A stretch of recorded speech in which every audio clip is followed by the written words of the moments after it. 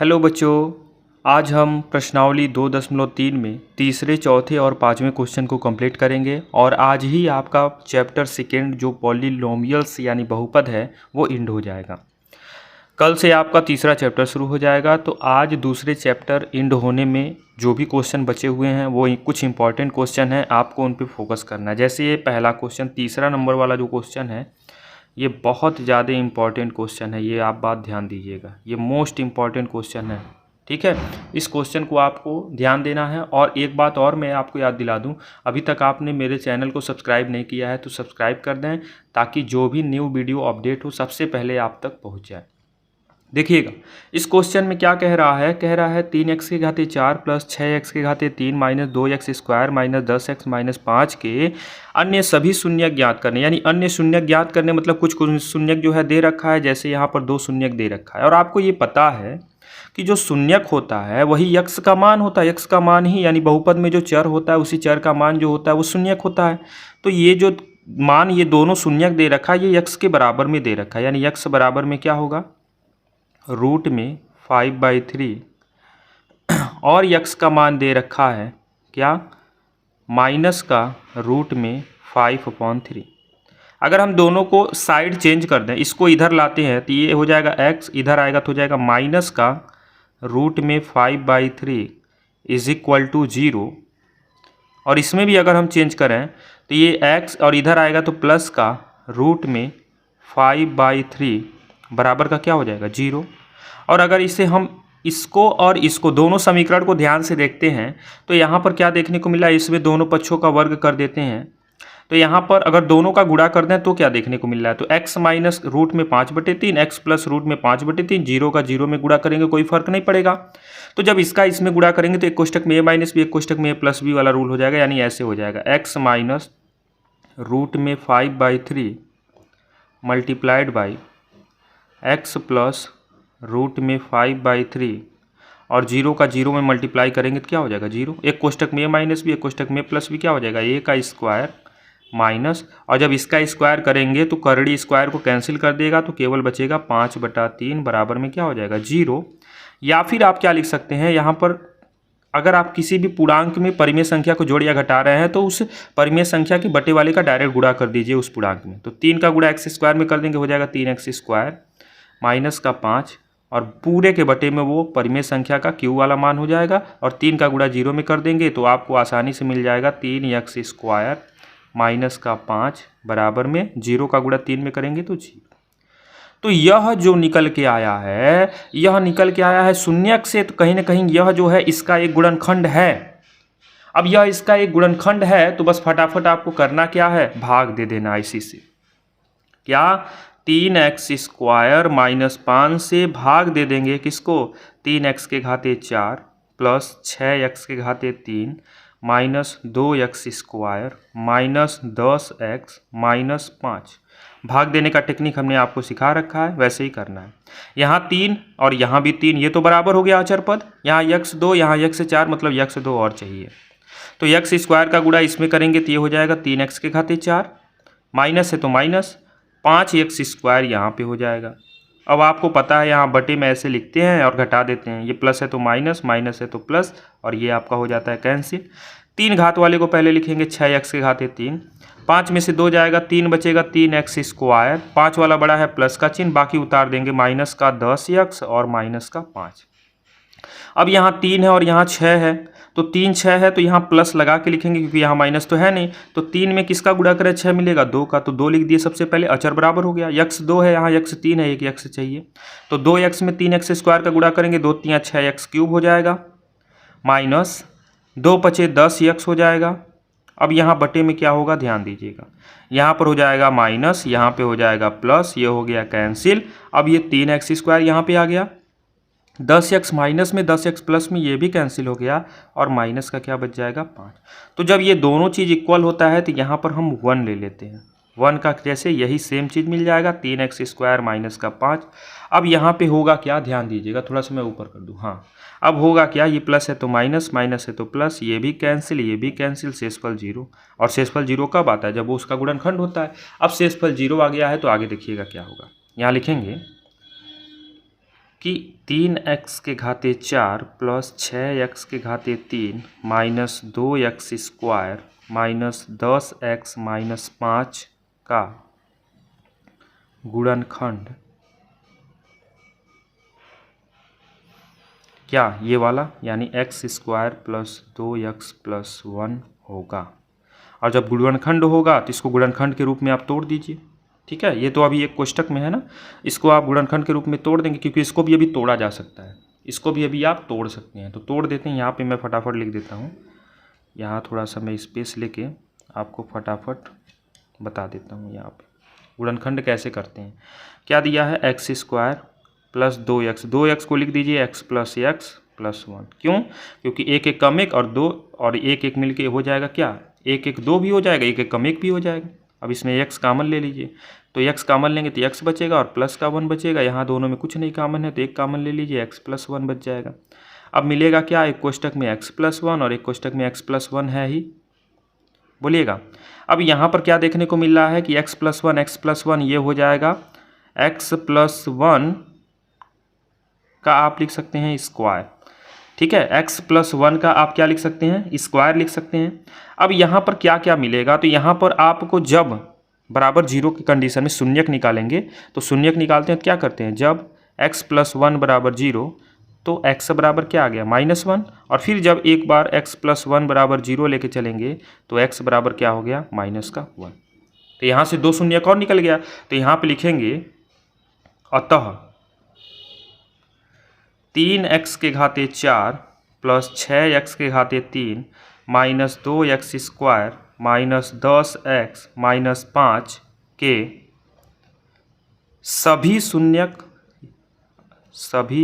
शून्यक तो क्या क्या होंगे, पहला तो आपका होगा करड़ी में 5/3, दूसरा तो होगा करड़ी में माइनस करड़ी में 5/3, तीसरा होगा माइनस का 1 और चौथा होगा प्लस का 1। यही आपका क्या हो जाएगा, आपसे शून्यक पूछा था, हमने शून्यक निकाल लिया। कैसे निकाला है आपको हमने बहुत ही आसान तरीके से समझा दिया। तो आपके टोटल कितने शून्यक होंगे, सभी जो शून्यक हैं वो कितने हैं, 4 हैं। 2 दिए थे, 2 आपने निकाल दिए। तो आपको तरीका समझ में आ गया। और बहुत इंपॉर्टेंट क्वेश्चन है, ये भी ध्यान दीजिएगा, बहुत ज़्यादा इंपॉर्टेंट क्वेश्चन है। अगले क्वेश्चन की ओर हम ध्यान देंगे। कह रहा है यदि x के घाते 3 minus 3x square plus x plus 2 को एक बहुपद gx से भाग देने पर भागफल और शेषफल ये बच रहा है, ठीक है, तो क्या होगा। तो यूक्लिड विभाजन यानी विभाजन प्रमेय से आप यूज कर लीजिए। विभाजन प्रमेय से, विभाजन प्रमेय क्या कहता है, विभाजन प्रमेय कहता है भाज्य बराबर भाजक गुणे भागफल और प्लस का क्या कहता है, शेषफल। ये आपका विभाजन प्रमेय कहता है। अब इसी में विभाजन प्रमेय आप यूज करेंगे तो भाज्य आपका क्या हो जाएगा, तो px वाला आपका भाज्य होता है, तो आपका हो जाएगा x के घाते 3 minus 3x square plus x plus 2। भाजक आपका क्या हो जाएगा, gx, तो gx आपको निकालना है, ठीक है, क्योंकि एक बहुपद gx से ही तो भाग देते हैं। और भागफल कितना आया है आपका, तो भागफल आया है x माइनस 2 और शेषफल आपका आया है माइनस का 2x प्लस का 4। बोलिएगा यहाँ तो कोई दिक्कत। अब आप क्या कर दीजिए, ये प्लस वाला इधर पक्षांतर कर दीजिए, तो हो जाएगा x के घाते 3 माइनस 3x स्क्वायर प्लस का x प्लस का 2, इसको इधर भेजेंगे तो माइनस का हो जाएगा माइनस का 2x प्लस का 4 और बराबर में इधर आपके पास क्या बचेगा, gx और x माइनस 2। बोलिएगा यहाँ तक बातें समझ में आ गई ना।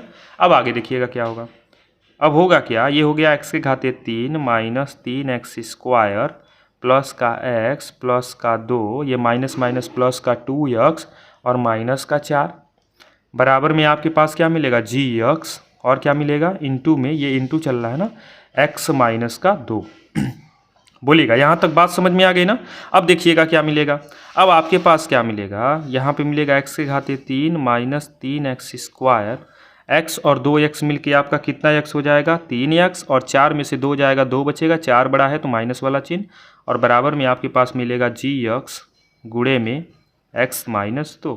अब फटाफट जी एक्स निकाल सकते हैं, इसको इधर भेजेंगे तो बटे में आएगा, इसका मतलब जी एक्स निकालना है तो आपको क्या करना पड़ेगा, x के घाते 3 minus 3x square plus 3x minus 2 में को किससे भाग देना है, x माइनस 2 से भाग दे दीजिए तो आपका निकल जाएगा जी एक्स। तो फटाफट अब आपको भाग देना है, भाग देने आपको पता ही है, तो x माइनस 2 से फटाफट भाग दे देते हैं किस में, x के घाते 3 minus 3x square plus 3x minus 2 को। भाग देने का तरीका आपको पता है, हमने आपको बता रखा है, यहाँ x है, यहाँ x 3 है, कितना चाहिए, x स्क्वायर चाहिए, x स्क्वायर और x मिलके हो गया x क्यूब, माइनस 2 का x स्क्वायर में गुणा करेंगे हो जाएगा 2x स्क्वायर, यहाँ बटे लगाते हैं, प्लस है तो माइनस, माइनस है तो प्लस, ये क्या हो गया कैंसिल। यहाँ 3 माइनस में है, 2 प्लस में है, माइनस प्लस घट जाएगा, 3 में से 2 गया, 1 लिखते नहीं है, एक्स स्क्वायर बचेगा। अब एक्स स्क्वायर बचेगा तो यहाँ पे क्या देखने को मिल रहा है कि 3 वाला बड़ा है तो माइनस लगाएंगे, प्लस का 3x होगा, माइनस का 2 होगा। अब क्या देखने को मिल रहा है कि यहाँ x है, यहाँ एक्स स्क्वायर है, एक x और चाहिए, ऊपर से माइनस है तो यहाँ बीच में माइनस आ गया, माइनस एक्स का गुणा x में करेंगे माइनस एक्स स्क्वायर हो जाएगा, माइनस 2 का गुणा x में करेंगे माइनस माइनस प्लस का 2x हो जाएगा, और बटे में क्या बचेगा, माइनस है तो ये क्या हो जाएगा प्लस, और प्लस है तो माइनस, ये हो गया कैंसिल। 3 में से 2 घटेगा तो 3 में से 2 घटेगा, 1 एक्स बचेगा और माइनस का 2। जब ये सेम चीज़ होता है तो यहाँ पर प्लस का 1 लिख देते हैं तो यही उतर जाता है x माइनस 2, ठीक है। और ऊपर करते हैं तो x माइनस 2 है, यहाँ प्लस कर देंगे, ये माइनस है तो यहाँ प्लस हो जाएगा, ये भी कैंसिल, ये भी कैंसिल, आपका शेषफल 0 बच गया। शेषफल 0 ही बचाना था, शेषफल 0 ही बचाना था, क्योंकि शेषफल 0 बच गया तो आपका जो भागफल है वही आंसर होगा, यानी जी एक्स आपका जो निकल के आया वो क्या निकल के आया, एक्स की स्क्वायर माइनस एक्स प्लस का 1, यही आपका क्या हो जाएगा। कितना आसान था, जी एक्स हम लोगों ने निकाल लिया, ठीक है। आई होप आपको चीज़ें समझ में आई होंगी। अब एक क्वेश्चन और बचा है, जो क्वेश्चन बचा है उसमें बस आपसे पूछ रहा है तो उसको भी देख लेते हैं। अब देखिएगा अगला क्वेश्चन क्या कह रहा है, 5वें में, बहुपदों p x, g x, q x, r x के ऐसे उदाहरण लिखिए जो विभाजन एल्गोरिथम को संतुष्ट करते हैं। यानी आपको उदाहरण ऐसा लेना है कि घात पी एक्स और घात क्यू एक्स आपस में बराबर हो जाए। तो आप अपने पास से कुछ भी लिख सकते हैं, जैसे इसको जब सॉल्व करेंगे तो आप अपने पास से कुछ भी लिख सकते हैं, आप स्वतंत्र हैं। जैसे हमने लिख दिया पी एक्स बराबर, कुछ भी आप मान सकते हैं, जैसे हमने पी एक्स बराबर मान लिया है 12x स्क्वायर प्लस का 8x प्लस का 24, ठीक है। और इसकी घात की बात करें तो घात आपको देखने को मिल रहा है कितनी है, 2 इस बहुपद में। तो बहुपद की चर की अधिकतम घात को ही कहते हैं बहुपद की घात। अब दूसरा क्यू एक्स मान लेते हैं। अब क्यू एक्स बराबर आप क्या मान सकते हैं, तो यहाँ पर आपको ऐसा मानना है जिसकी भी घात 2, तो 3x square plus 2x plus का 6 हमने लिख दिया। और यहाँ पर भी घात आपको क्या देखने को मिल रहा है, 2 देखने को मिल रहा है। तो इस आधार पे आपने कहा क्या कि घात पी एक्स बराबर है किसके, घात क्यू एक्स के। ये क्वेश्चन इतना समझ लीजिए इम्पॉर्टेंट भी है और आसान भी है कि आप कुछ भी मान सकते हैं, आपके ऊपर है, आप जो भी मानेंगे संतुष्ट बस करने वाला होना चाहिए। जैसे अगले प्रश्न में कह रहा है, इसमें जी एक्स और आर एक्स मानने के लिए कह रहा है, इसमें जी एक्स मानने के लिए कह रहा है तो हमने जी एक्स बराबर लिख दिया है x square plus x plus 1 की घात आपको क्या देखने को मिल रही है, 2 देखने को मिल रही है। और आर एक्स भी मानना है तो आर एक्स बराबर हमने मान लिया है क्या, 2x square minus 2x plus 1, और इसकी भी घात क्या देखने को मिल रही है, 2 देखने को मिल रही है। तो जब दोनों की घात समान देखने को मिल रही है तो आप लिख सकते हैं कि घात जी एक्स बराबर है किसके, घात आर एक्स के। और यही आपका बस प्रश्न में पूछ रहा है, आपको हल करने के लिए नहीं कहा है, बस कहा है उदाहरण देना है, दीजिए, बस उदाहरण आपको दे देना है, ठीक है ना। उदाहरण आपको बस देने हैं, हल नहीं करने हैं। वो जो संतुष्ट करने वाला एल्गोरिथम को संतुष्ट कर रहा हो, बस वैसे उदाहरण आपको दे देने हैं। और आपको मैं एक बात और बता दूं कि आप अपने पास से कोई भी उदाहरण दे सकते हैं, आप चाहें तो इसके जगह जी एक्स और आर एक्स कुछ भी मान सकते हैं, बस वह विभाजन एल्गोरिथम को संतुष्ट करने वाला होना चाहिए। इसी तरह तीसरा में कह रहा है कि आर एक्स बराबर जो है घात 0 होनी चाहिए, आपको ऐसा उदाहरण देना है। तो आर एक्स बराबर क्या ले सकते हैं, आर एक्स बराबर आप लेके चल सकते हैं 10 आर एक्स बराबर लेके क्या चल सकते हैं 10, कोई भी अचर पद मान लीजिए। क्यों? क्योंकि इसमें घात क्या हो जाएगा, शून्य। आपको पता है कि यहाँ जो आर एक्स बराबर आपने 10 माना है, इसको अगर हम क्लियरली लिखें तो इसके साथ यक्स में 0 यानी 10 ही होता है, और यक्स के घाते 0 का मान 1 होता है, आपको पता है। तो यहाँ पे कोई भी अचर आप मान सकते थे, और यहाँ पे आप दिखा देंगे कि घात आर यक्स बराबर क्या हो गया, 0। ये भी आपको क्लियर हो गया। तो ये था जी आपका प्रश्नावली 2.3, यानी 2.3 तक ही आपके दूसरे चैप्टर में था। 2.4 जो है वो ऐच्छिक प्रश्न है, और यूपी बोर्ड एग्जाम में ऐच्छिक प्रश्न नहीं पूछे जाते हैं। वहाँ पर क्लियरली लिखा रहता है कि परीक्षा की दृष्टि से यह उदाहरण जो है, यह प्रश्न जो है नहीं है। तो चैप्टर 2 आज कंप्लीट हुआ, पॉलिनोमियल्स यानी बहुपद। कल से हम लोग सेम समय, यानी आपको डेली वीडियो 4 बजे ही मिलेगा। कल से आपका स्टार्ट होगा 2 चर वाले रैखिक समीकरण। और एक चीज़ ध्यान दीजिएगा, 2 चर वाले जो रैखिक समीकरण युग्म शुरू होगा वो बहुत ही ज़बरदस्त टॉपिक है। तो आप उसमें बहुत कुछ मज़ा आएगा। बस आप यही कहेंगे कि वीडियो को ज़्यादा से ज़्यादा अपने क्लास 10th में पढ़ने वाले मैथ के स्टूडेंट जो हैं उन तक शेयर कीजिए, उन तक ज़रूर पहुंचाइए वीडियो, ताकि वह भी इस चैनल से जुड़ें और लाभ उठा पाएँ। धन्यवाद।